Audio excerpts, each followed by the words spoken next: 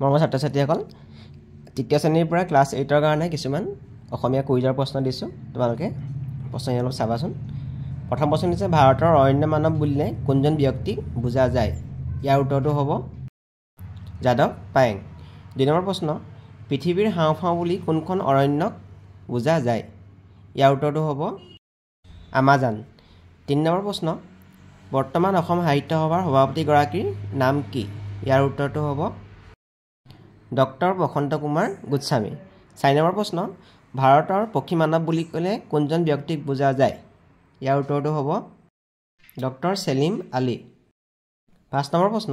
অৰুণাচল প্ৰদেশত ব্ৰহ্মপুত্ৰ নদীক কি নামেৰে জনা যায় ইয়াৰ উত্তৰটো হ'ব চিয়াং ছয় নম্বৰ প্ৰশ্ন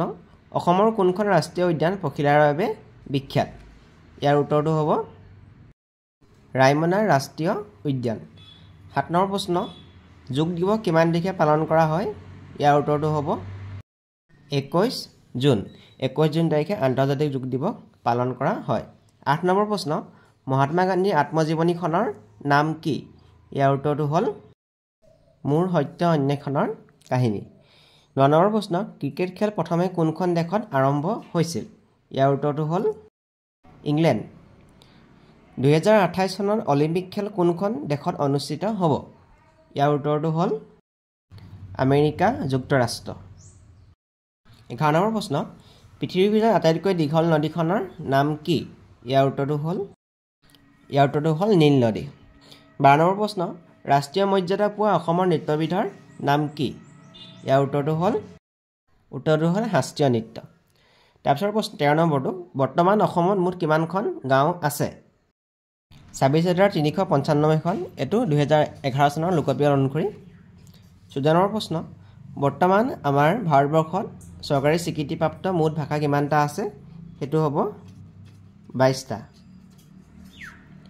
তাৰ পিছৰ প্ৰশ্ন 15 নম্বৰ প্ৰশ্ন ক্ৰিকেটৰ ভগৱান বুলি কাক জনা যায় তাৰ উত্তৰটো হ'ল শচীন তেণ্ডুলকাৰ সম্পূৰ্ণ নামটো হ'ল শচীন ৰমেশ তেণ্ডুলকাৰ বা শচীন তেণ্ডুলকাৰ বুলি আমি জানো 16 নম্বৰ প্ৰশ্ন অসমত ব্ৰহ্মপুত্ৰ নদীৰ মুঠ কিমানখন উপনৈ আছে এইটো হ'ল 33খন 17 নম্বৰ প্ৰশ্ন সুগন্ধি পখিলাৰ কবি কোন ইয়াৰ উত্তৰটো হ'ল হীৰেন ভট্টাচাৰ্য 18 নম্বৰ প্ৰশ্ন প্ৰথম ভাৰতীয় মহিলা মহাকাশচাৰী কোন ইয়াৰ উত্তৰটো হ'ল কল্পনা চাওলা 19 নম্বৰ প্ৰশ্ন পৃথিৱীৰ যমজ বুলি কোনটো গ্ৰহক জনা যায় উত্তৰটো হ'ল শুক্ৰ গ্ৰহ পৃথিৱীৰ আটাইতকৈ সৰু নদীদ্বীপটোৰ নাম কি ই কোনখন ৰাজ্যত অৱস্থিত ইয়াৰ উত্তৰটো হ'ল উমানন্দ ক'ত আছে অসমত আছে ইছৰো ISROৰ সম্পূৰ্ণ নাম কি উত্তৰটো হ'ল ইণ্ডিয়ান স্পেচ ৰিচাৰ্চ অৰ্গেনাইজেশ্যন ভাৰতীয় মহাকাশ গৱেষণা প্ৰতিষ্ঠান অসমৰ প্ৰথম ৰাজধানীৰ নাম কি উত্তৰটো হ'ল শ্বিলং তৃতীয়খন অসমীয়া বোলছবিৰ নাম কি প্ৰথমখন অসমীয়া বোলছবি হ'ল জয়মতী দ্বিতীয়খন হ'ল ইন্দ্ৰমালতী তৃতীয়খনৰ নামটো হ'ল মনমতী আৰু এখন মুক্তি পাইছিলে 1941 চনত